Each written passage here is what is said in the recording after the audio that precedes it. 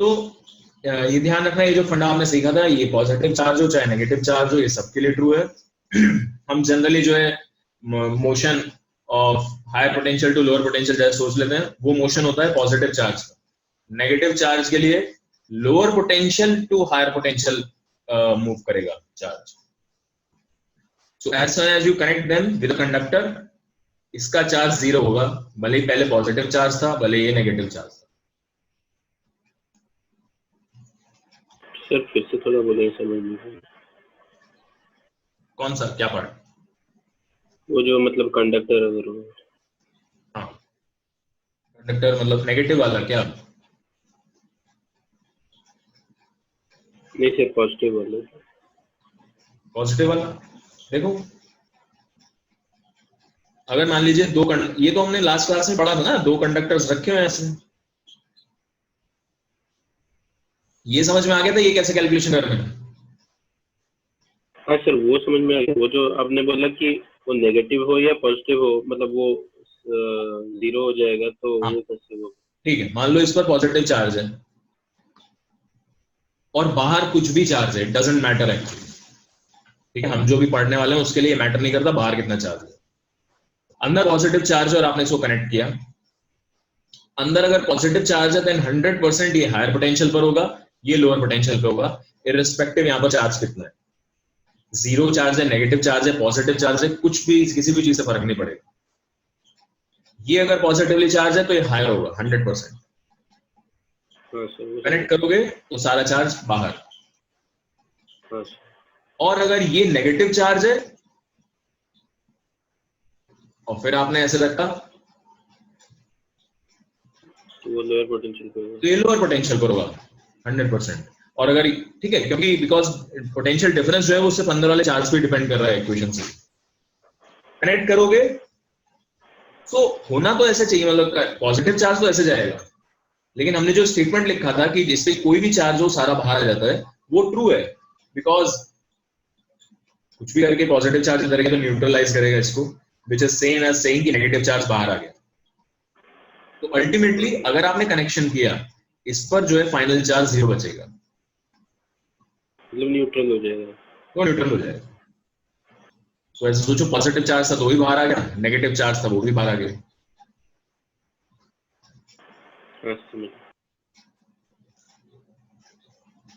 Okay, अब हम conductors एकदम पढ़ने के लिए तैयार हैं, बट उससे पहले हमें एक छोटा सा स्टॉप लेना पड़ेगा, डाइपोल के बारे में थोड़ा सा पढ़ लेते हैं। हालांकि डाइपोल के बारे में पढ़ चुके हैं थोड़ा बहुत, डाइपोल के बारे में। हाँ सर।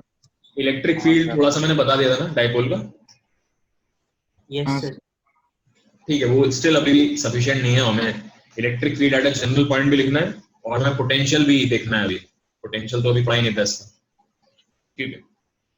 तो एक दो बेसिक बातें जो आपको मैं बता चुका हूँ ऑलरेडी शायद, तो ये है कि एक तो डाइपोल मोमेंट क्या होता है, ये नेगेटिव चार्ज है, इधर ले लो, इधर पॉजिटिव चार्ज है, तो आपका जो डाइपोल मोमेंट होगा वो कुछ इस डायरेक्शन में होगा, जिसका वैल्यू p से डिनोट करते हैं उसको q मल्टीप्लाइड बाय जो भी सेपरेशन है इनके बीच में। सेपरेशन जनरली 2d लिया जाता है, बट ध्यान देना है सेपरेशन से ही मल्टीप्लाई करना है सीधा। This is how dipole moment is defined. इसको वेक्टर बनाना है आपको, तो d will be the position vector of positive charge with respect to negative charge. तो जो डाइपोल मोमेंट होता है it is always from negative to positive, आपको मालूम। ये एक सिंगल डाइपोल है।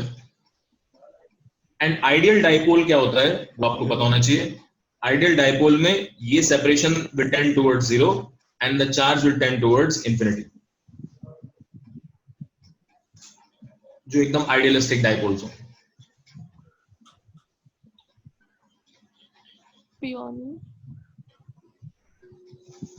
यहां तक सबको याद है अच्छे से? Yes sir. उसके बाद फिर से ये नेगेटिव चार्ज पॉजिटिव चार्ज, अब फील्ड्स की बात करते हैं। तो along the line joining which is called the axis, this is the axis of dipole, जल्दी टाइम पड़ेगा जल्दी बेटा माइक ऑफ करो। এটা ডুয়েল টাইম 40 সেকেন্ডস ভিতরে তোতে ক্যারিয়ার ଅଛି 5টা ହିଁ ক্যারিয়ার ଅଛି।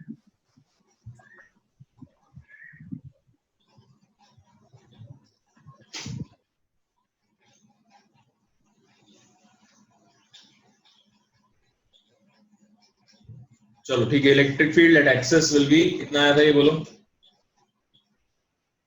2 kp by r cube for short dipoles।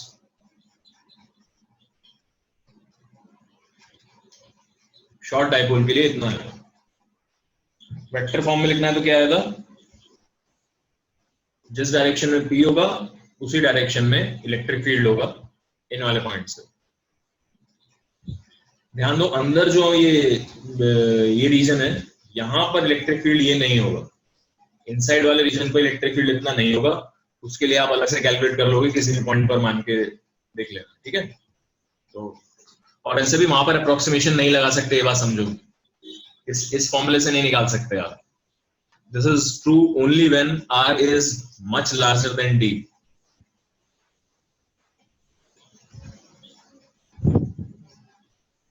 तो ऑब्वियसली ये वाले अप्रोक्सीमेशन अंदर जब निकाल रहे हो तब तो लगा नहीं सकते आप, तो आपको एग्जैक्टली पूरा का पूरा डिराइव करना पड़ेगा। वो फॉर्मूला आप निकाल सकते हो बट उसको कोई याद रखने की जरूरत नहीं है आपको, तो इसलिए बहुत इजी फॉर्मूला है, वैसे भी डेरिवेशन बहुत आसान है। उसके बाद आया था E at equator, equatorial points. Equator होता है ये line joining perpendicular bisector of dipole. So perpendicular bisector पे आपका जो फील्ड होता है इक्वेटर, वो था -kp by r cube।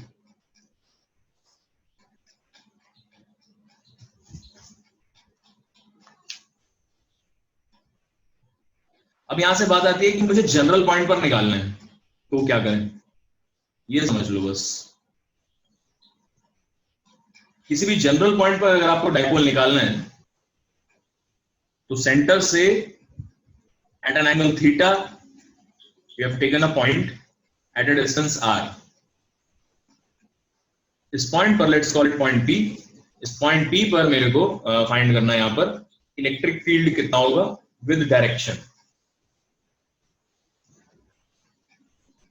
तो उसके लिए एक तरीका तो ये हो गया कि आप जो है पहले इसकी वजह से फील्ड निकालो, वो इसके अलोंग आ जाएगी, फिर इसकी वजह से फील्ड निकालो, वो इसके अलोंग आ जाएगी, फिर उनका वेक्टर सम करो।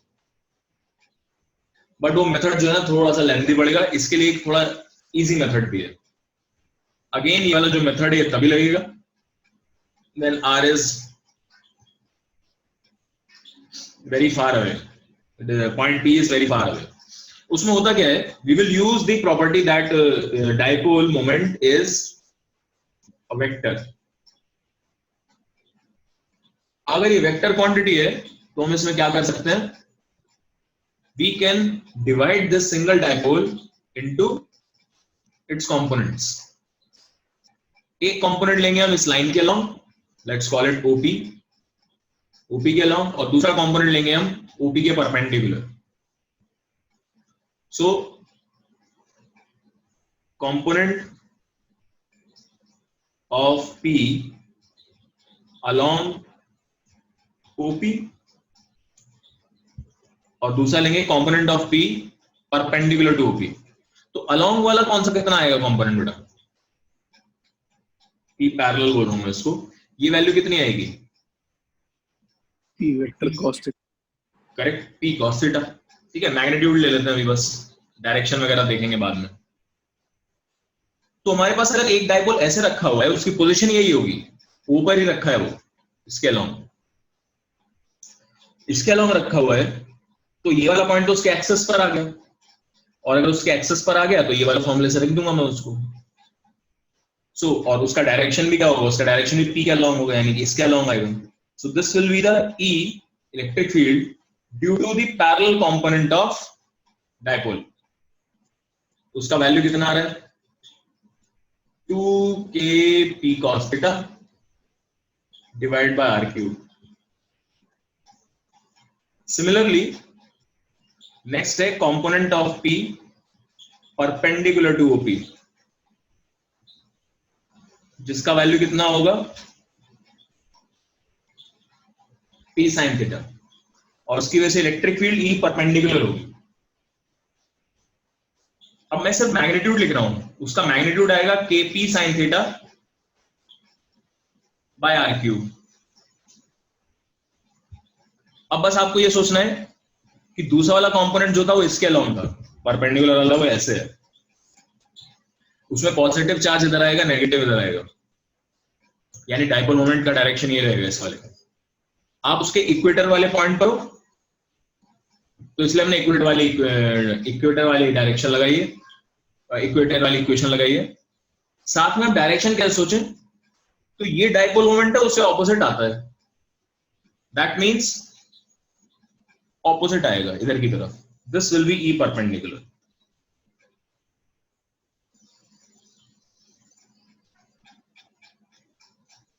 सो ई परपेंडिकुलर का मैग्नीट्यूड आएगा KP sin theta by R cube, और डायरेक्शन को जैसे आएगी। हमने सिर्फ ये मैग्नीट्यूड अभी लिख दिए। सर समझ नहीं है। क्या बेटा? सर आप डायरेक्शन कैसे बोले लास्ट पर, थोड़ा समझ में नहीं आया। देखो ई, अगर आपको इलेक्ट्रिक फील्ड इक्वेटर पे निकालना है तो minus KP by R cube होता है। हाँ सर। अब मैंने इसके दो कंपोनेंट किए थे डायपोल के, एक इधर वाला, उसकी वजह से तो ये हो गया सीधा, एक ये वाला। तो ये वाला जो डायपोल होगा उसका डायरेक्शन ऐसा आएगा ना। हाँ सर। आप उसके एक्सिस इक्वेटर पे हो, ये वाला पॉइंट P जो उसके इक्वेटर पे हो, तो मैं यहाँ की जो फील्ड है वो इस वाले डायपोल और इस वाले डायपोल का सुपरपोजिशन मान के चल रहा हूँ। कौन से दोनों का? कंपोनेंट्स जो बने इसके, एक अलोंग वाला कंपोनेंट है, उसकी वजह से इलेक्ट्रिक फील्ड लिख दो, और परपेंडिकुलर वाला कंपोनेंट है, उसकी वजह से इलेक्ट्रिक फील्ड लिख दो। तो नेट फील्ड जो होगी वो इन दोनों का सुपरपोजिशन ही होगा। ठीक है सर। हाँ। तो डायरेक्शन कैसे आई फिर, ये डायपोल मोमेंट और माइनस होता है, इसका मतलब डायपोल मोमेंट इस डायरेक्शन में अगर, तो इलेक्ट्रिक फील्ड इसके ऑपोजिट होगी ऐसे।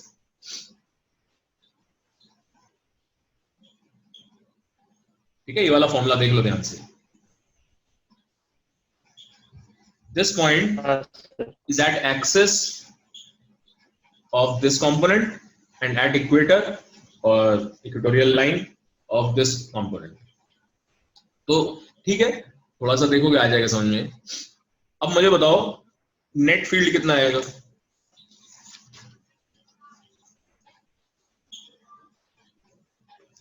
नेट फील्ड ऑब्वियसली दोनों परपेंडिकुलर थे, तो E perpendicular square plus E parallel square under root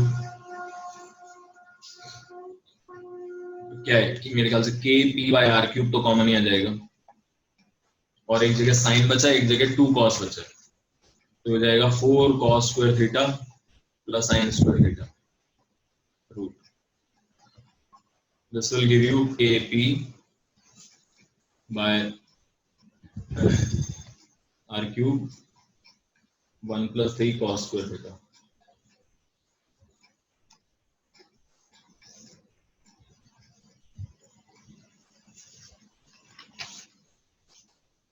इसका डायरेक्शन जो होगा वो कुछ इस टाइप इधर की तरफ होगा,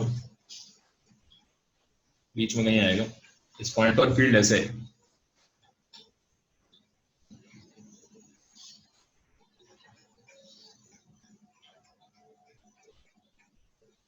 अब मान लिया मुझे ये वाला एंगल चाहिए, let's call this angle as alpha, है ना, डायरेक्शन भी तो चाहिए मुझे। सो हमें ये तो मालूम है P कहां पर है, P जो है यहाँ से थीटा एंगल पर है। अगर आपको ये डायरेक्शन फिर पता है एक तरीके से, तो यहाँ से अल्फा एंगल पर इलेक्ट्रिक फील्ड बनेगी। तो इस तरीके से सोच रहे हैं। सो tan ऑफ अल्फा क्या होगा, tan of alpha will be E perpendicular upon E parallel. ठीक है, जहां से आप एंगल मेजर कर रहे हो वो बेस बन जाएगा, दूसरा वाला perpendicular. So this divide by this, perpendicular upon base. तो वैल्यू कितनी आ गई,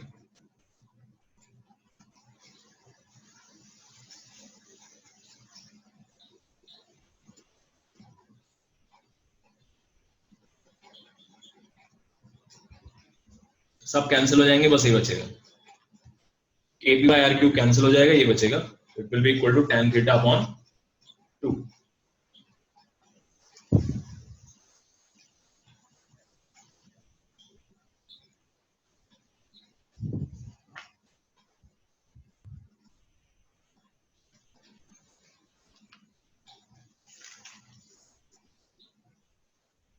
सर एक बार पीछे वाला पेज लेंगे।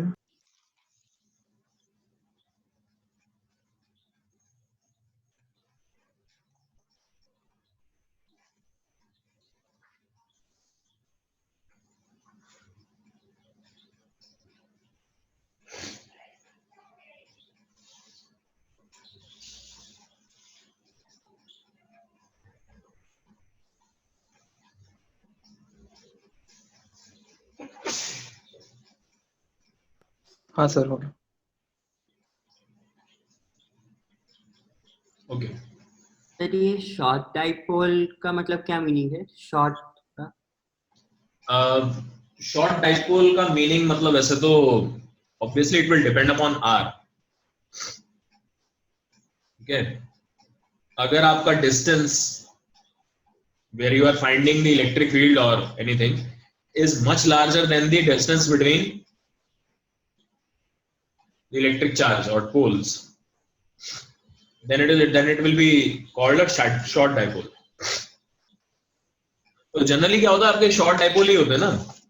आप क्या है, मतलब एटम्स और मॉलिक्यूल्स की बात करते हो जनरली, तो मॉलिक्यूल्स उनमें सेपरेशन तो कुछ होता नहीं है, पॉजिटिव नेगेटिव में बहुत कम होता है।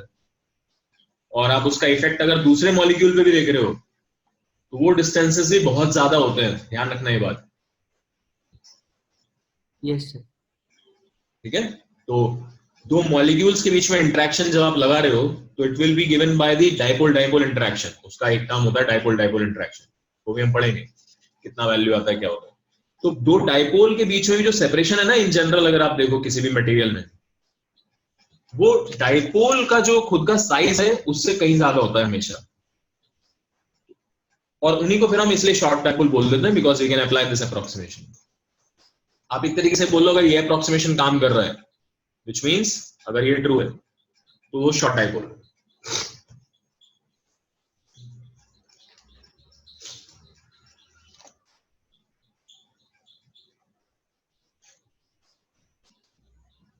ओके, तो यहां पर एक चीज आपको ध्यान रखनी है, जो इलेक्ट्रिक फील्ड है डाइपोल की इलेक्ट्रिक फील्ड वो 1/r³ से वेरी कर रही है। जबकि पॉइंट चार्ज के लिए क्या था, ये डाइपोल था, पॉइंट चार्ज के लिए क्या था 1/r² से वेरी करता है।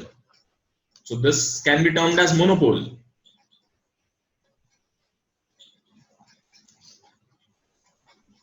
इलेक्ट्रिक फील्ड मोनोपोल के लिए 1/r² है, डाइपोल के लिए 1/r³ से वेरी कर रही है। और अब ये थोड़ा सा मैथमेटिकल होता है, इसको मल्टीपोल एक्सपेंशन बोलते हैं, सीरीज होती है एक, और अपने मतलब की नहीं है, बट अभी आपको बस इंफॉर्मेशन होनी चाहिए। It will vary by 1/r⁴ if you have a quadrupole. Quadrupole में there will be 4 poles, 2 negative 2 positive. फिर उसके बाद ऑक्टोपोल आ गया तो 1/r⁵ के साथ वेरी करेगा। क्या ये बात समझ रहे हैं सब लोग? ठीक है, बिना अभी मैं इसका कोई नहीं दे रहा क्यों हो रहा है ऐसा, बट दो तो आपको पता है। तो आगे की जो एक्सपेंशन सीरीज होती है, आगे की जो मैथमेटिक्स होती है वो कुछ ऐसे ही चलती है। इससे एक बहुत इंपॉर्टेंट बात समझ में आनी चाहिए आपको।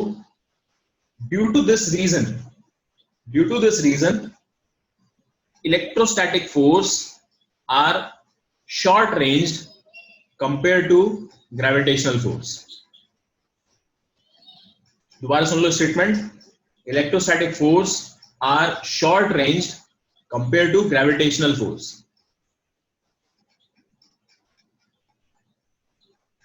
Because दुनिया में आपके पास जितने भी मटेरियल्स हैं वो सब न्यूट्रल है, ओवरऑल न्यूट्रल है। तो या तो बिल्कुल चार्ज होगा ही नहीं, पॉजिटिव नेगेटिव चार्ज एक ही जगह पर रखे हैं, या फिर ज्यादा से ज्यादा क्या होगा कि थोड़े सेपरेटेड है। तो डाइपोल, क्वाड्रुपोल, इनफैक्ट बहुत सारे चार्ज तो बहुत सारा हो जाएगा।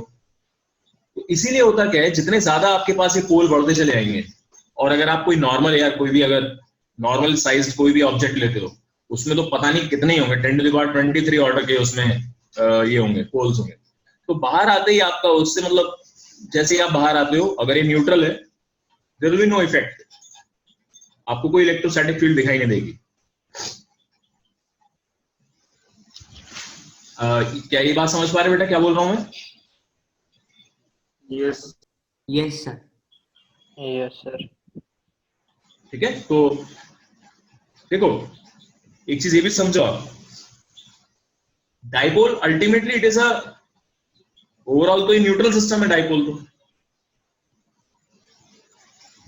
और हमें क्या फील होता है कि भाई न्यूट्रल है, इसमें कोई चार्ज नहीं है तो कोई फील्ड नहीं बननी चाहिए, ठीक है, लेकिन एक्चुअली ऐसा नहीं है। There is a small field जो 1/r³ के साथ वेरी कर रही है, तो फील्ड है, बना रहा है फील्ड। अगर आप इसके अराउंड एक गॉसियन सरफेस बनाओगे तो उस पर नेट फ्लक्स 0 आएगा, नो डाउट, बट स्टिल इसके हर एक पॉइंट्स पे electric field will be non zero, but बहुत कम होगी, मतलब कंपेयर टू सिंगल अगर एक ही चार्ज रखा होगा उसके कंपेयर में इस तरीके से चेंज होगी। अब यहीं अगर मैंने एक पॉजिटिव एक नेगेटिव, एक पॉजिटिव एक नेगेटिव, एक पॉजिटिव एक नेगेटिव बहुत सारे रख दिए होते तो उनकी फील्ड ऐसे ही 1/r⁴ है, फिर 1/r⁵, 1/r⁵, ऐसे करते करते फिर डिक्रीज होती है। जितने ज्यादा पोल होते उतनी यहाँ पर आर की पावर ज्यादा होती। सर वो क्यों होता है? मैथ्स है बेटा थोड़ी सी, और ठीक है अभी हम वो वाली मैथ्स में एंटर नहीं कर सकते, मल्टीपोल एक्सपेंशन होता है, बट अभी हम उसमें नहीं जा रहे बिल्कुल भी, ठीक है। जैसे अगर आपको मोमेंट, ये सारे मोमेंट से रिलेटेड होते हैं, मोमेंट याद है, मोमेंट पढ़ाया था मैंने तो मोमेंट ऑफ मास में, हाँ first moment, second moment, third moment, याद है? सर। ऐसा ही है, ये फर्स्ट मोमेंट, सेकंड मोमेंट और थर्ड मोमेंट वाला फंडा चल रहा है इसमें। वहां पर भी आर की पावर होती है, तो उससे रिलेटेड है, अभी रहना दो उसको। बट यहाँ पर जितने ज्यादा आपके डाइपोल्स होंगे इसके अंदर, जितने पेयर ज्यादा होंगे, उतना ही तेजी से इलेक्ट्रिक फील्ड कम होगी बाहर आते हुए, और नॉर्मल साइज में तो बहुत सारे होते हैं, तो थोड़ा सा ही बाहर आओगे you will not feel any field, इसीलिए ये अपने अराउंड कोई फील्ड नहीं बनाते। ग्रेविटेशन में कोई फंडा ही नहीं है पोल्स का, ग्रेविटेशन में आपको मालूम है सारा मास पॉजिटिव होता है, तो ये चीज इलेक्ट्रोस्टैटिक्स में, electrostatic is a short range compare to gravitation, अगर आप देखो it is a short range force.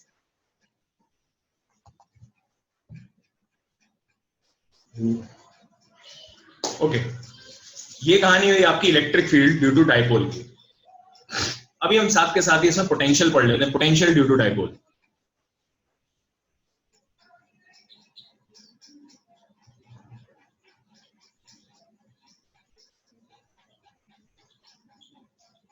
अच्छा, पोटेंशियल भी मैं ऐसे ही निकाल सकता हूं, लेकिन जरूरत नहीं है मुझे। जरूरत क्यों नहीं है? क्योंकि इसका एक दूसरा आसान मेथड भी है, वही है सेम, पी पॉइंट पर आपको पोटेंशियल चाहिए, एंड अप्रोक्सीमेशन अभी भी यही है, that r is very very great compare to D.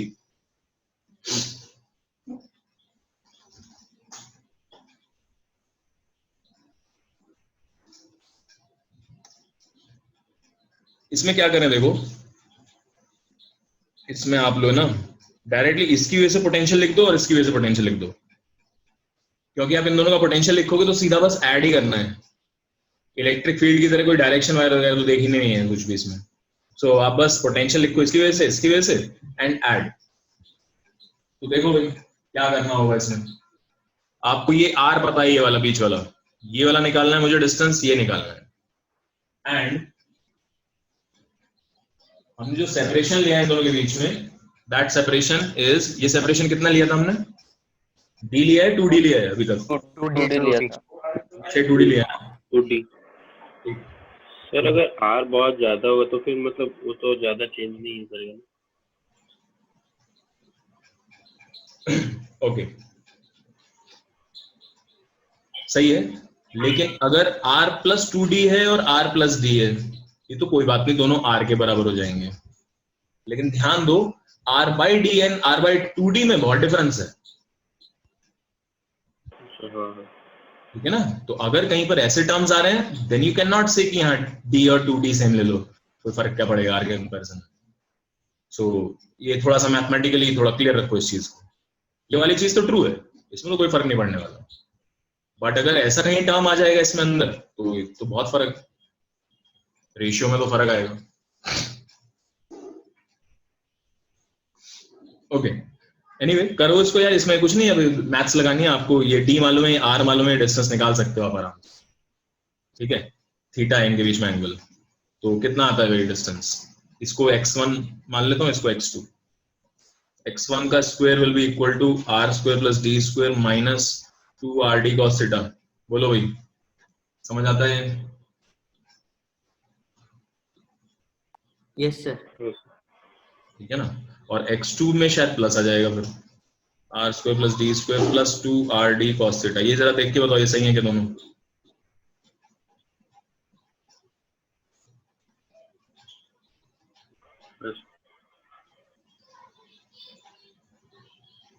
और यहाँ का जो पोटेंशियल लिखा जाएगा उसकी वैल्यू लिख देते हैं, वो के होगा, क्यू तो दोनों के लिए सेम है, बस एक पॉजिटिव एक नेगेटिव, तो सब्ट्रैक्ट कर देंगे। 1/x1 में से ये पॉजिटिव चार्ज था, माइनस 1/x2। ये फॉर्मूला देख के बताओ ये समझ में आ रहा है? इसका पोटेंशियल प्लस इसका पोटेंशियल, इसका पोटेंशियल नेगेटिव में आएगा इसलिए फिर माइनस।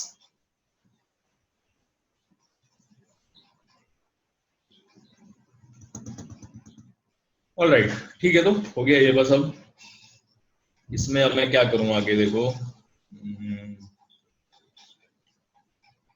P का वैल्यू लिख लो, P इसका डायपोल मोमेंट है 2qt, सेपरेशन 2d है इसलिए 2qt।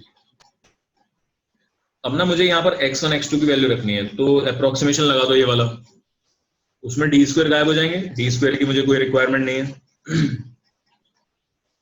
तो x1 का जो वैल्यू आएगा वो approximately r square minus 2rd cos theta root, and x2 का वैल्यू आएगा r1 square plus 2rd cos theta. पहले तो ये लगा सकते हैं इसमें, और भी बताऊं, और भी अप्रोक्सीमेट कर लो इसको, क्योंकि देखो अगर ये वाली वैल्यू मैंने यहाँ रखी तो बहुत बहुत गंदा आएगा एक्चुअली, ठीक है ना। और simplify, binomial approximation, r square common लिया तो बाहर आ रहा है, अंदर बचा 1 माइनस 2 r बाई डी, नहीं d by r cos theta power half, यहाँ पर भी r बाहर आ गया, 1 plus 2 d by r cos theta power half. उसके बाद आपको मालूम ही है x1 का वैल्यू क्या आ जाएगा, फिर ये पावर इधर आ गई तो हो जाएगा 1 minus d by r cos theta, into r करूंगा तो क्या आ गया, r minus d cos theta, और x2 आ जाएगा r plus d cos theta. एक बार देख लो बेटा सारे अप्रोक्सीमेशन अच्छे से। थोड़ा ऊपर ले लो। थोड़ा नीचे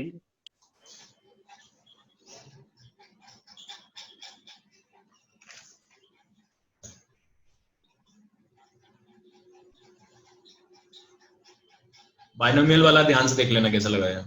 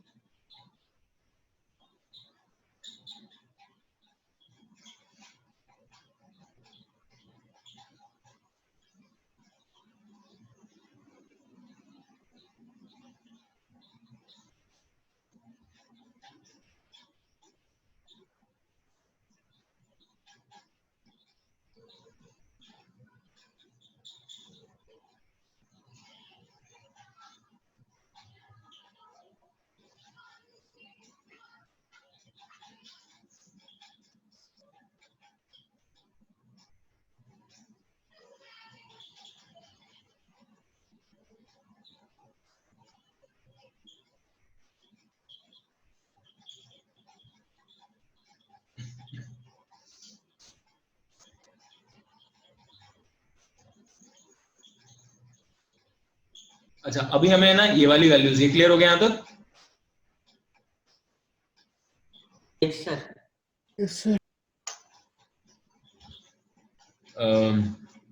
अब ये वैल्यूज यहाँ रखेंगे, ठीक है। तो थोड़ा सा अभी सोचो होगा क्या इसमें, r minus d cos theta है, r plus d cos theta है, नीचे एलसीएम बन जाएगा r square minus D square cos square theta, और ऊपर में r कैंसिल होगा और 2d cos थीटा आ जाएगा। तो k cube 2d cos theta upon r square minus d square cos square theta. ठीक है, एलसीएम लेके ये कुछ रिजल्ट आ जाएगा। लेकिन होता क्या है फिर से, हाँ फिर से ये डी स्क्वायर जो है ना, this is very small as compare to r square. तो आपका एक बहुत ही बढ़िया रिजल्ट यहां से निकल के ही आएगा, that it is k 2qd cos theta over r square, है ना अप्रोक्सीमेट। आपको लग रहा होगा बहुत सारे अप्रोक्सीमेशन लगा दिए, बट ठीक है, बढ़िया काम करता है। तो v is equal to k और 2qd को p लिख दिया, p cos theta over r square.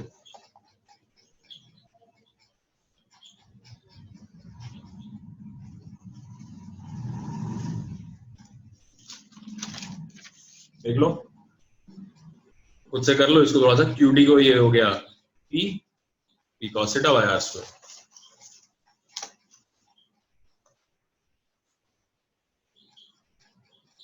थोड़ा स्टैंडर्ड तरीका लिखने का, p cos थीटा आपको मालूम है क्या है? p cos theta actually p dot r cap है, p vector dot r cap upon r square.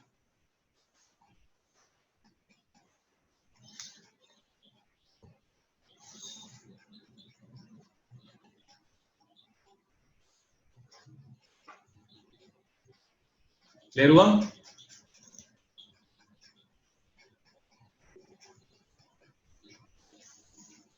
बोलो भाई, ये क्लियर है यहां तक?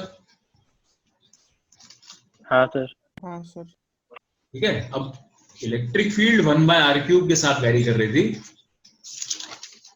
पोटेंशियल 1/r² के साथ।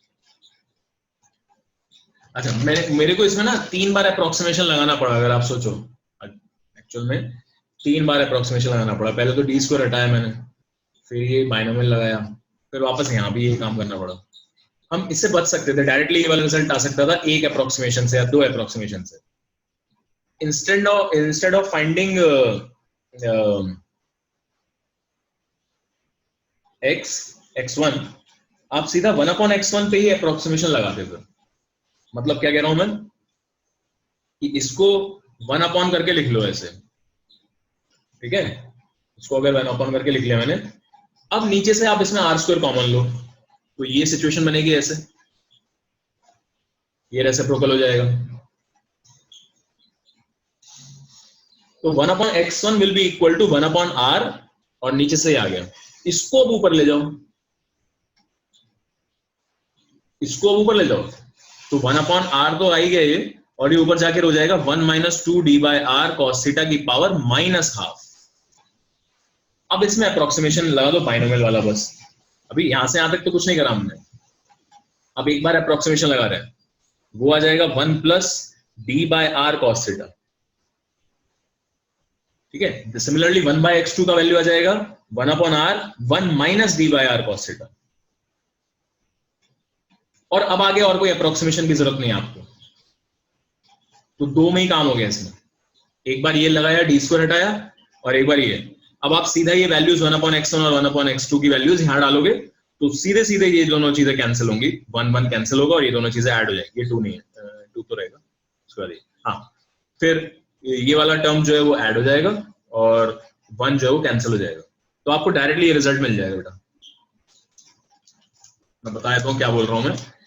इंस्टेड ऑफ अप्रोक्सीमेटिंग x1, सीधा 1/x1 लिखो, तो 1/x1 हो जाएगा 1/r² माइनस था plus minus 2rd cos theta, इसकी पावर ½ है। इसमें से r² कॉमन ले लो, तो 1/r आ गए, और ये चीज हो गई 1 - 2d/r cos थीटा पावर ½ और फिर इसको ऊपर ले जाओ, तो 1/r तो है ये, 1/2d/r cos थीटा पावर -½ अब लगा दो, तो ये बन जाएगा 1 + 2d/r cos थीटा। नहीं, 2 कैसे होंगे, 2 तो गायब हो गया, 1 plus d by r cos theta 1 over r, और सिमिलरली 1 बाय x2 कितना आ जाएगा 1 minus d by r cos theta. अगर आप ये वाली चीज डायरेक्टली ये वाले 1 बाय x1 और 1 बाय x2 की वैल्यू इसमें डाल दोगे तो और कुछ जरूरत ही नहीं है इस वाले फॉर्मूले में, तो और कोई जरूरत ही नहीं है आपको अप्रोक्सीमेशन लगाने की। तो इस वाले में तो एक बार और करना पड़ा हमें, यहाँ डायरेक्टली हो गया। ठीक है, कुछ भी करो रिजल्ट ये है अपना, याद।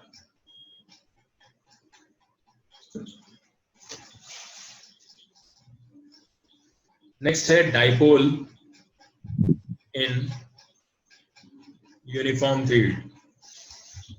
थोड़ा सा लास्ट सर थोड़ा सा लास्ट पेज दिखाएंगे। अरे खुद से करो ना, यहां तक लिख लिया, ये लिख लिया सबने? Yes sir. बस तो खुद से करो अब। सर हाँ बोलो। सर पिछले केस पे हाँ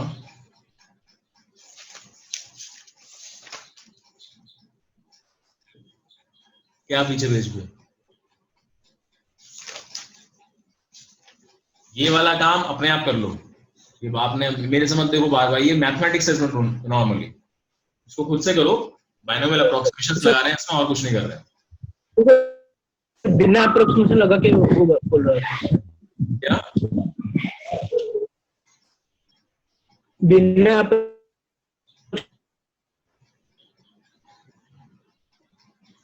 बिना अप्रोक्सीमेशन लगाए बोल रहे हो? मतलब तुम ये कह रहे हो कि मैं यही वाली वैल्यू जो है सीधे सीधे अंडर रूट करके इसमें डाल देता हूं, ये बोल रहे हो ना?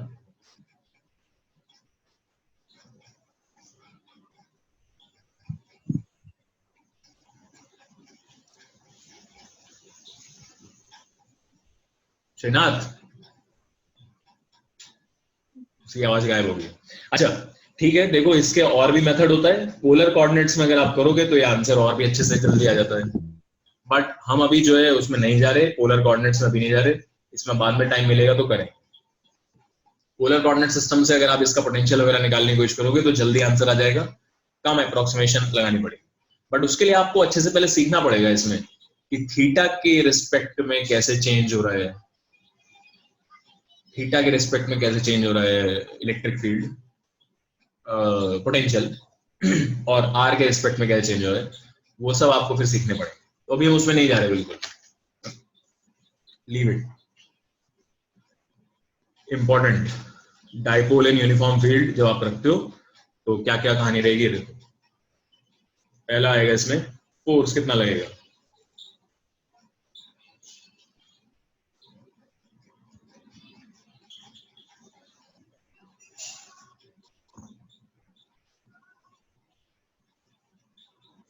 बोलिए भाई फोर्स कितना होगा? पूरे डाइपोल पे बात कर रहे हैं, डाइपोल के ऊपर फोर्स कितना आएगा? 0। गुड, 0। करेक्ट। यूनिफॉर्म फील्ड है, अच्छा डायरेक्शन भी कुछ भी हो चाहे डजंट मैटर, ऐसे भी डायरेक्शन होती है अगर फील्ड की तो भी आप कुछ भी देखोगे तो नेट फोर्स 0 ही रहेगा, इस पर ऑपोजिट रहेगा और उसको उतना ही ऑपोजिट डायरेक्शन रहेगा। So net force is 0।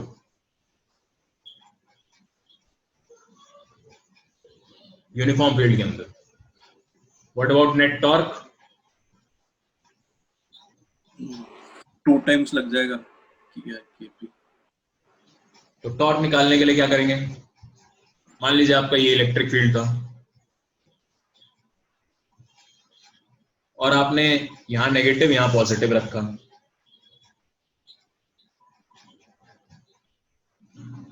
तो इस पर फोर्स लगेगा कुछ इस डायरेक्शन में, इस पर फोर्स लगेगा कुछ इस डायरेक्शन में। इसका वैल्यू Q इंटू E होगा, इसका भी मैग्नीट्यूड तो Q इंटू E होगा। अब ये जो सेपरेशन है ये आपको दिया होगा 2D। अब ये तो कपल बना रहा है, याद करो इक्वल एंड ऑपोजिट फोर्सेस अगर मान लीजिए किसी बॉडी पे लगती हैं तो या तो नेट फोर्स नेट टॉर्क 0 ही होगा, otherwise they will be forming a couple. तो नेट फोर्स जब भी 0 होगा कपल बनने के चांसेस है। तो कपल के लिए आपका क्या होता है, फोर्स का magnitude into separation, this will be the torque.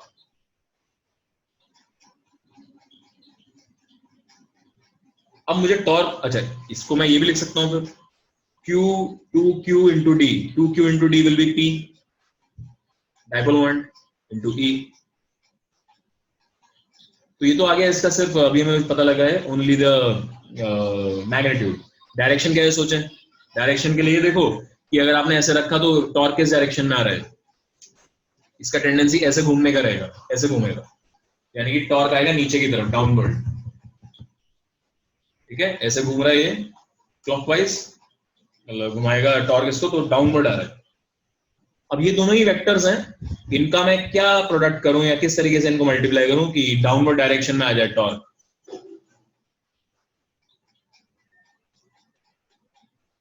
तो परपेंडिकुलर डायरेक्शन में आ रहे हैं P और E के, तो क्रॉस प्रोडक्ट करोगे। क्रॉस प्रोडक्ट में भी ये सोच लो P क्रॉस E करना है या E क्रॉस P करना है। करेक्ट, ठीक है, ये P है ये E है।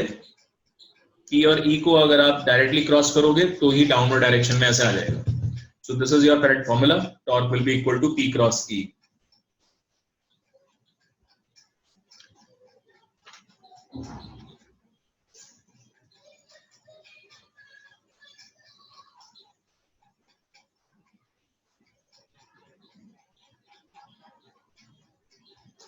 फटाफट लिख दो, ये बहुत आसान चीजें हैं। उसके बाद डाइपोल का ऑसिलेशन, ये सब यूनिफॉर्म में चल रहा है, ध्यान देना। डाइपोल का ऑसिलेशन अगर मुझे देखना है तो सबसे पहले आपको ये समझ में आना चाहिए, ऑसिलेशन तभी होगा जब स्टेबल पोजीशन पे रहोगे आप। तो कौन सी स्टेबल पोजीशन है इनमें से, ये बताएंगे आप मुझे। ये इलेक्ट्रिक फील्ड है, एक डाइपोल तो ऐसे रखा हुआ है, ये नेगेटिव ये पॉजिटिव, नेगेटिव पॉजिटिव, एक रखा है पॉजिटिव ये नेगेटिव, और एक ऐसे रखा हुआ है पॉजिटिव नेगेटिव। दिखना चाहिए आपको ये दोनों अलाइंड है, क्योंकि फोर्सेस जो आएंगी उनके बीच में कोई सेपरेशन नहीं होगा। तो नेट टॉर्क इस पर भी जीरो है और इस पर भी जीरो है। So both of them are in rotational equilibrium. यहां पर फोर्सेस ऐसे ऐसे आ जाएंगी तो घूमेगा ही, नेट टॉर्क जीरो नहीं है। तो ये दोनों ही पोजीशन रोटेशनल इक्विलिब्रियम। स्टेबल कौन सा है इनमें,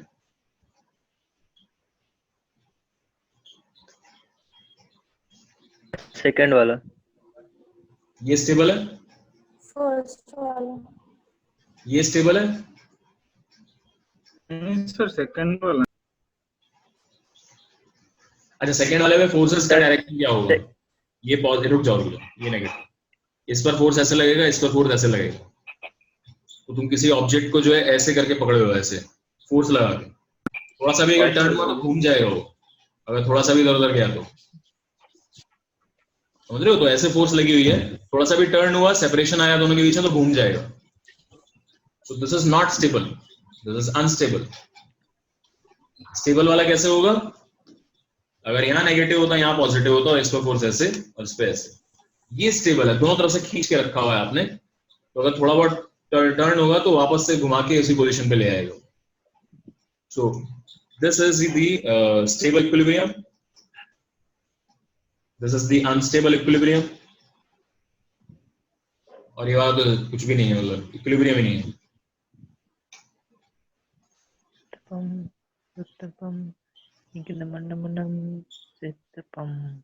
सर सर हाँ बोलो। हाँ बोलो जी। वो जो सेकंड वाला अनस्टेबल, थोड़ा और एक बताओ। ये वाला, हाँ जी सर। इसमें आपने ऑपोजिट डायरेक्शन में ऐसे लगाया ना, ये अगर फोर्सेस आप ऐसे लगा के रखते हो किसी पार्टिकल पे, दोनों तरफ से दबा के रखा है आपने ऐसे, अगर ये थोड़ा सा भी यहां से टिल्ट हुआ तो फोर्सेस इसको घुमा देंगी ना ऐसे। ये इस पोजीशन से थोड़ा सा भी इधर की तरफ टिल्ट हुआ है ऐसे, ये वाला अभी तो ऐसे रखा हुआ था, अलाइन था एकदम, थोड़ा सा भी अगर आपने मान लो टिल्ट किया तो इस पर जो फोर्स है इस वाले पॉइंट पे वो ऐसे आ जाएगी और इस वाले पे ऐसे आ जाएगी, तो घूम जाएगा ये तो। जी सर। ये वाला वापस आएगा। तो इसलिए ये स्टेबल इक्विलिब्रियम पोजीशन है, ये वाली अनस्टेबल है।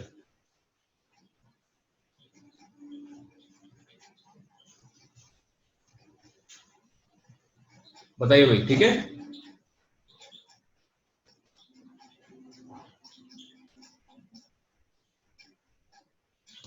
अरे क्लियर है नहीं? Yes sir. यस ओके, चलो ठीक है। अब स्मॉल ऑसिलेशन का इसमें अप्रोक्सीमेशन एसएचएम जैसा कर सकते हैं। स्मॉल ऑसिलेशन का अप्रोक्सीमेशन एसएचएम जैसा कर सकते हैं, बिकॉज स्टेबल के अराउंड ही होगा, इसी के अराउंड होगा ऑसिलेशन तो होगा। तो टाउ इक्वल टू आपका क्या था? पी क्रॉस ई था। मैग्नीट्यूड कितना आ जाएगा टॉर्क का? पीई साइन थीटा आ जाएगा।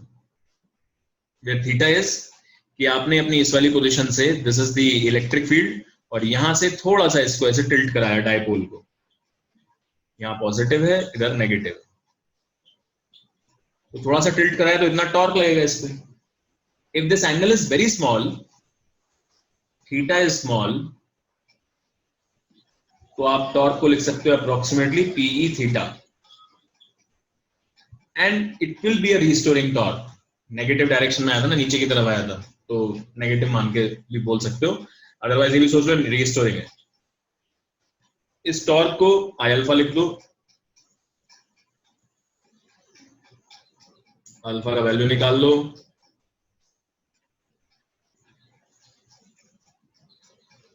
ओमेगा लिख दो, root PE by I. Sir minus क्यों?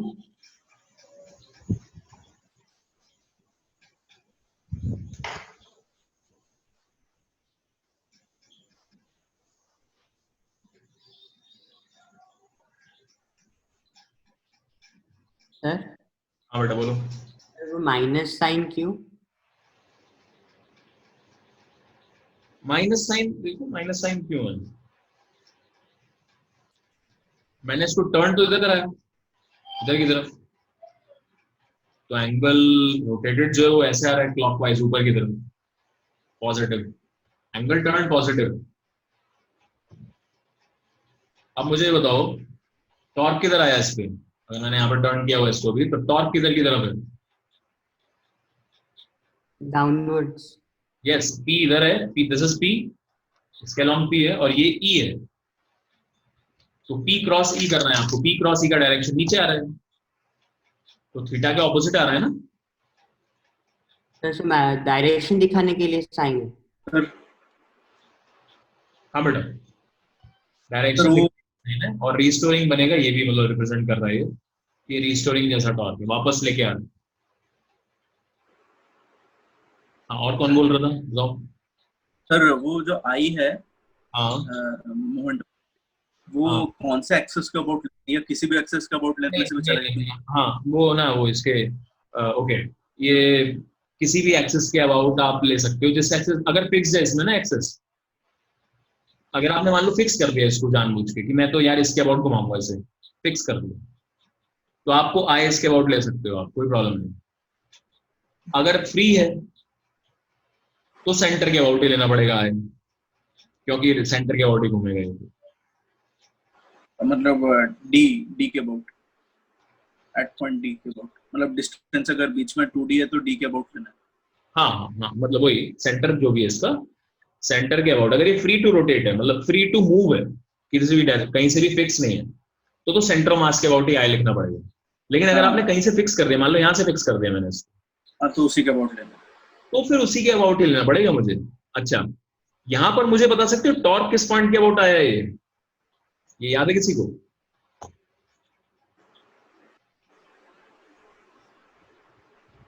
सर जिसके अबाउट अल्फा होगा। जिसके अबाउट अल्फा क्या होता है? ये टॉर्क का वैल्यू तो वैसे ही है ना, इसमें कोई डिफाइन कोई किया मैंने कि क्या किसके अबाउट लिखा है? तो किसके अबाउट है ये? पी क्रॉस ई।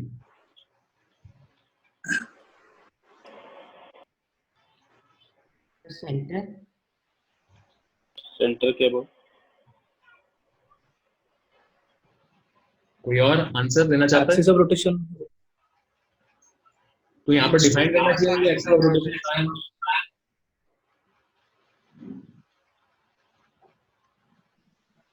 ओके ठीक है, मैं बता देता हूँ सभी आंसर ठीक है इसमें। किसी भी पॉइंट के अबाउट, एनी पॉइंट, कहीं भी दुनिया में कोई पॉइंट ले लो, उसके अबाउट टॉर्क यही रहने वाला है, ठीक है, इस पर्टिकुलर केस में। और ऐसा कब होता था? ऐसा तभी होता था जब नेट फोर्स 0 हुआ करता था, अगर आपको रोटेशन याद आ रहा है तो। अगर नेट फोर्स 0 है किसी भी ऑब्जेक्ट पर, तो उसके ऊपर लगने वाला जो टॉर्क होगा that will become independent of the point of reference. किसी भी पॉइंट के अबाउट आप लोगे सेम ही वैल्यू आती है। नेट फोर्स नॉन जीरो है तो रेफरेंस पॉइंट पर से फर्क पड़ेगा। यहां पर आप चाहे इसके अबाउट लिखो टॉर्क तो भी सेम आएगा, इसके अबाउट लिखो तो भी सेम आएगा, इसके अबाउट लिखो तो भी सेम आएगा, इनफैक्ट कोई बाहर वाले पॉइंट के अबाउट भी लिखो तो भी सेम आएगा। ऑलराइट ठीक है, तो अभी इसको यहीं पे रोकते हैं, आगे चलते हैं थोड़ा सा। अब जब हमारे पास ये पता लग गया कि टॉर्क से ऐसे घूम रहा है, ऑसिलेट कर जाएगा, तो आपको समझ में आता है ये स्टेबल पोजीशन है इसकी। किसी और पोजीशन से अगर मैं रिलीज करूंगा तो यहीं पे आना चाहेगा, और ये सबसे ज्यादा अनस्टेबल पोजीशन है इसकी। तो कुछ एनर्जीज वाला फंडा भी इसमें होता है, कुछ इसमें एनर्जी वाला जो है फंडा भी रहेगा। तो बेटा ध्यान से समझना है इस बात को और सोच समझ के बताओ मेरे को। सबसे ज्यादा एनर्जी कहाँ होगी इस डायपोल की? अगर मैं सिस्टम की बात करूं, सबसे ज्यादा एनर्जी कहां पर होगी, कौन सी पोजीशन पे? सेकंड वाले अनस्टेबल वाले पोजीशन। यस। और सबसे कम? वो स्टेबल वाले में। यस करेक्ट, बिल्कुल सही। तो यहाँ पर पहले मैं, अब वही है, इसकी मैं पोटेंशियल एनर्जीज डिफाइन करूंगा मैं। और यहाँ पर पोटेंशियल एनर्जीज जो है इसकी एंगुलर मतलब ओरिएंटेशन पे डिपेंड कर रहा है, ठीक है। आप इलेक्ट्रिक फील्ड में कहीं भी रखो उससे फर्क नहीं पड़ रहा है इसको। इलेक्ट्रिक फील्ड में यहाँ रखा हुआ था, यहाँ रखा हुआ था, यहाँ रखा हुआ था, उससे पोटेंशियल एनर्जी में फर्क नहीं आएगा इसमें, लेकिन इसकी ओरिएंटेशन से फर्क आएगा, ठीक है। अब देखो क्या फर्क आएगा। पहले हम उसके लिए वर्क डन निकालेंगे कि एक पोजीशन से दूसरी पोजीशन में जाने में कितना वर्क डन करना पड़ता है।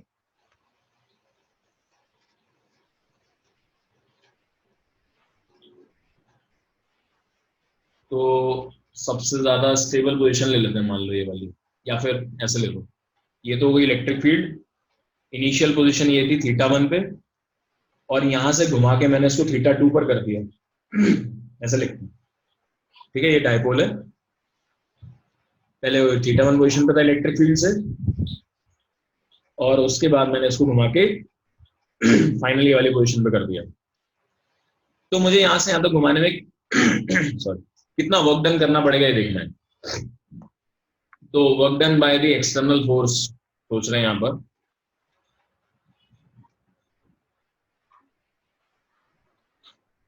एक्सटर्नल टॉर्क होगा, तो वर्क डन होता है वैसे टॉर्क डी थीटा। तो अगर मैं इसको धीरे धीरे यहां से ऐसे ले जा रहा हूं, धीरे धीरे ले जा रहा हूं, तो जितना टॉर्क इलेक्ट्रिक फील्ड लगा रही है उतना ही टॉर्क एक्सटर्नल फोर्स को भी लगाना पड़ेगा, तभी ये स्लोली मूव करेगा। दैट मीन्स एक्सटर्नल टॉर्क और इलेक्ट्रोस्टैटिक टॉर्क डायरेक्शन में ऑपोजिट रहेंगे, मैग्नीट्यूड में सेम रहेंगे। तो मैग्नीट्यूड में सेम है, मैं उसको यूज कर रहा हूं। और बड़ी खास बात यह है कि जिस डायरेक्शन में टॉर्क है उसी डायरेक्शन में डी थीटा है। एक्सटर्नल टॉर्क आपने जो है ऐसे घुमा के ले गए उसे, कोई ऐसे फोर्स लगाए तो एक्सटर्नल टॉर्क इधर की तरफ ही है, और घूम भी ऐसे ही रहे, तो दोनों सेम डायरेक्शन में, इसलिए positive. And you integrate this from θ1 to θ2, that will be the work done. तो आंसर आ जाएगा PE। बोलो बेटा क्या आएगा इसका इंटीग्रेशन?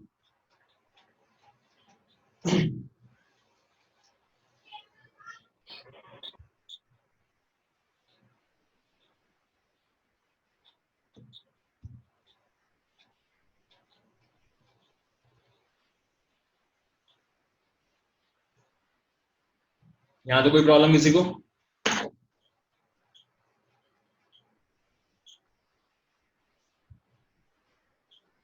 सर वो डायरेक्शन का आपने कैसे स्पेसिफाई किया? और कौन सा वाला लिया ये सोचो पहले तो, कौन सा टॉर्क है ये? Extra external. एक्सटर्नल का इन द सेंस मतलब कोई बाहर वाला फोर्स को कोई और फोर्स लगाया आपने, क्योंकि अपने आप से तो यहाँ से नहीं जाएगा घूम के इधर की तरफ, तो आप उसको जबरदस्ती यहाँ से उठा के θ1 पोजीशन से उठा के θ2 पर लेके जा रहे हो, तो आपने तो ऐसा ही फोर्स लगाया होगा ना, इस डायरेक्शन में ऐसे फोर्स लगाया होगा जिसका टॉर्क किधर आएगा, हाँ ऊपर हाँ की सर ठीक है। हाँ हाँ ठीक है। इलेक्ट्रिक फील्ड की वजह से टॉर्क ऑपोजिट है, तो आप इलेक्ट्रिक फील्ड के ऑपोजिट डायरेक्शन में वर्क कर रहे हो, so this is the work done due to external force. Sir बोलो। सर वो थीटा मतलब इलेक्ट्रिक फील्ड के line electric field of line से ही मेजर करेंगे या मतलब थीटा कैसे मेजर करेंगे वो समझ में नहीं आ रहा। थीटा कहीं से ही मेजर कर सकते हो, मर्जी है तुम्हारी, लेकिन मतलब कन्वीनियंट। हाँ बता रहा हूँ, जब मैं टॉर्क का वैल्यू पी साइन थीटा अगर लिख रहा हूँ तो थीटा क्या है इसमें, डिस्प्लेसमेंट मतलब एंगुलर डिस्प्लेसमेंट फ्रॉम जब मैंने ये वाली वैल्यू लिखी है इसकी P क्रॉस E को ही तो P साइन थीटा लिखा है, थीटा क्या होता है इसमें, एंगल बिटवीन। हाँ बस हो गया।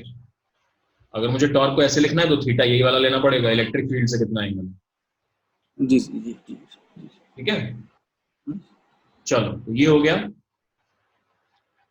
अब अगर आपको याद हो तो हमारा जो पोटेंशियल एनर्जी हम डिफाइन करते थे, बिकॉज अगर आपने इसको ऐसे यहाँ से थोड़ा डिस्प्लेस करा के यहाँ पे छोड़ दिया, यहाँ से रिलीज कर दिया, तो अपने आप ये घूम के इधर आ जाएगा, और जब घूम के आएगा तो इसकी काइनेटिक एनर्जी बढ़ जाएगी, रोटेशनल काइनेटिक एनर्जी, तो ऑब्वियसली कहीं से तो आ रही होगी वो, तो इसकी पोटेंशियल एनर्जी से आ रही है। तो यहां पर भी ये जब आप ऐसे वर्क डन कर रहे हो, you are increasing its potential energy, और पोटेंशियल एनर्जी इंक्रीज कर रहे हैं यहाँ पर, तो this work done will be change in potential energy, यही डेल्टा यू है।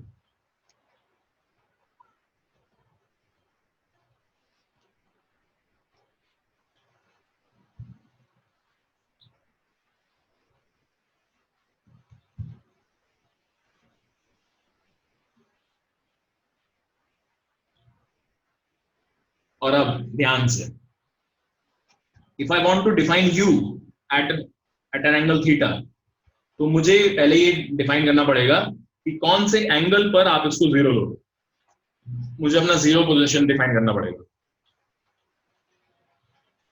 ओके, ये डिफाइन करना पड़ेगा बेटा मुझे, एट व्हाट एंगल, ये एंगल मुझे देखना पड़ेगा किस एंगल पर मैं पोटेंशियल को जीरो लूं।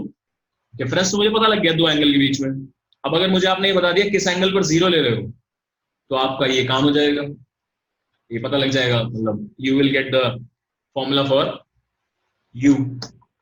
तो जीरो कहां पर लें इसमें, एंगल बाइसेक्टर एंगल बाइसेक्टर पे, वन को θ1 को जीरो ले लूं, that means you are saying कि यहां पर जीरो है फील्ड, मतलब पोटेंशियल अगर इस पोजीशन पे जीरो ले लिया मैंने, तो फॉर्मूला बन जाएगा PE1 माइनस कॉस थीटा।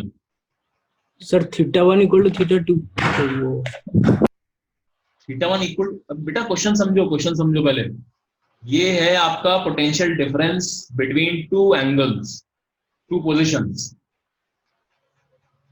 ठीक है, इस पूरे ऐसे घूमने में कोई भी दो एंगल पर अगर आपने रखा है तो उनके बीच में कितना वर्क डन करना पड़ेगा एक्सटर्नल फोर्स को, और कितना पोटेंशियल एनर्जी का डिफरेंस है, वो चीज है। मैं हर जगह की पोटेंशियल एनर्जी डिफाइन करना चाहता हूं, तो उसके लिए मुझे पहले जीरो डिफाइन करना पड़ेगा किस पोजीशन पे लोगे। जस्ट सेइंग इक्वल ले लो तो उसका कोई सेंस नहीं है। कहां पर लेंगे इसको जीरो, देखो ध्यान से, और उसका एक स्पेशल रीजन भी है, u at 90 degree is taken to be zero. That means when your particle is or dipole is in this direction and electric field in this direction, जब ये परपेंडिकुलर होते हैं दोनों, तब आपका पोटेंशियल जीरो लिया जाता है। उसका एक बहुत ही स्पेशल रीजन है, वो मैं भी बताऊंगा। अच्छा, एक बात ये भी समझो, ये आर्बिट्ररी होता है, अगर आपको याद हो। वैसे तो हमारी मर्जी थी, क्योंकि हमें इसकी वैल्यू से कोई मतलब नहीं है, हमें तो डिफरेंस ही मतलब होता है हमेशा। वैसे तो आर्बिट्ररी है, लेकिन यहाँ पर परपेंडिकुलर डायरेक्शन में 0 लिया जाता है, जिसका रीजन हम थोड़ी देर में डिसाइड करेंगे अभी। चलो दो, इनिशियल पोजीशन मेरी 90 से अगर मैं शुरू कर रहा हूं, इनिशियल पोजीशन अगर 90 है, थीटा 1 वाज इनिशियल अगर 90 है तो वहां का पोटेंशियल 0 हो जाएगा। तो ऑब्वियसली फिर ये वाली जो डेल्टा यू की वैल्यू है ये U at angle general angle theta आ जाएगी। So this will become PE cos theta. Theta 1 मैंने 90 ले लिया तो ये 0 हो गया, और फाइनल एंगल थीटा 2 है, जनरल थीटा जिसको बोल रहे हैं। So U at angle theta will be PE cos theta, जिसको मैं ये भी लिख सकता हूँ P dot E.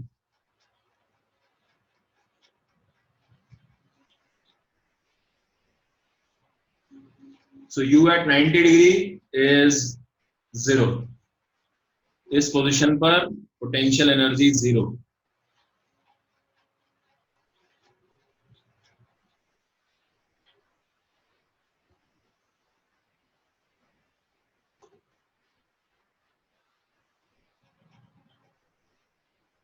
This is the energy of dipole.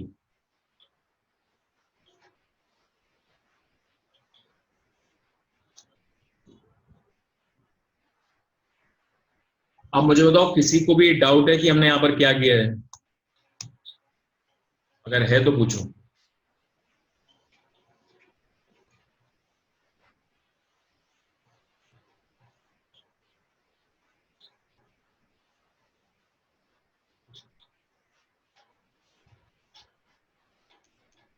कोई डाउट नहीं किसी को? पक्का?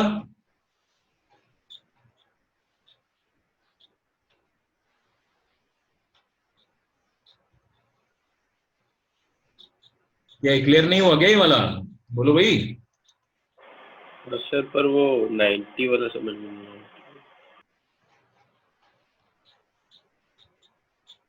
वो तो मैं अभी समझाऊंगा क्यों लिया है, मैं समझाऊंगा why we have taken this. लेकिन तुम्हें इस चीज में क्वेश्चन नहीं होना चाहिए कि यार ऐसे कैसे ले सकते हैं आप। 0 तो कहीं भी ले सकते हो ना। वैसे हमने इसी पोजीशन में क्यों लिया है ये मैं बताऊंगा अभी, डोंट वरी। लेकिन ये इसके बाद ये फॉर्मूला कैसे आया ये क्लियर है?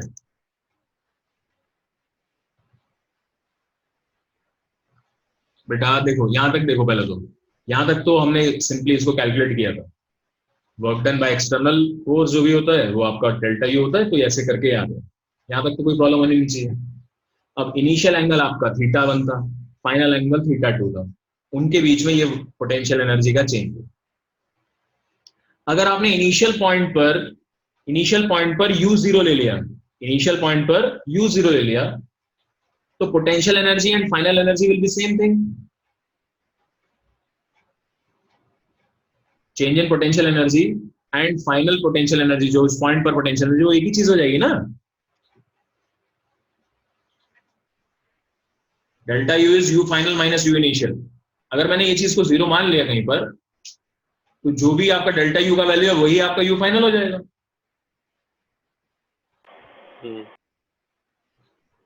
तो हमने वही चीज करी, हमने बोला कि ऐसा थीटा उठा लो, मतलब किसी कोई एक थीटा ले लो जिस पर 0 है। तो अगर आपने मान लीजिए u एट 0 डिग्री 0 ले लिया होता, तो u थीटा क्या बन जाता? PE, ये क्वांटिटी 1 माइनस कॉस थीटा। u एट 90 डिग्री 0 ले लिया तो क्या बन जाएगा? PE 0 minus cos theta 2। Sir तो ये वाला मान के हमने इसको कर दिया अभी सॉल्व। हाँ बोलो, क्या प्रॉब्लम? बोलो सर, यही रीजन नहीं है कि हमने u90 में 0 ले लिया, क्योंकि cos थीटा 0 हो जाएगा। हाँ कैलकुलेशन आसान हो जाएगा बहुत। हाँ ठीक है, ट्रैक में आ जाएगा। हाँ बिल्कुल ठीक है, बिल्कुल। This can be thought of as one way. लेकिन इससे भी एक इंपॉर्टेंट इसमें एक रीजन है, फंडामेंटल रीजन है, वो ये कि ध्यान दो ये एनर्जी ऑफ सीधे सीधे डाइपोल है। This is the energy of dipole. External field में मुझे बताओ, जब कोई आप एक चार्ज रखते हो किसी पोजीशन पे, ठीक है, क्यू चार्ज रखते हो, तो इसकी पोटेंशियल एनर्जी बोली जाती है Q इंटू वी, यानी यहां का पोटेंशियल बोला जाता है कि नहीं। एक्सटर्नल फील्ड में चार्ज रखते हो यहां पर, तो यहां का इस चार्ज की पोटेंशियल एनर्जी हो जाएगी Q मल्टीप्लाइड बाय यहां का potential. Yes sir. Yes sir. अब मैंने एक पॉजिटिव चार्ज रखा, एक नेगेटिव चार्ज रखा, देखो ध्यान से, तो इसकी एनर्जी कितनी होगी? Q multiplied by V and Q multiplied by यहाँ वाला माइनस Q मल्टीप्लाइड बाय वहां वाला V। तो मान लो ये पोजीशन कुछ 1 है, ये पोजीशन 2 है, सो Q into V1 and minus Q into V2, this will be the total energy of the dipole. Actual में तो ये होना चाहिए। यहाँ तो कोई प्रॉब्लम किसी को?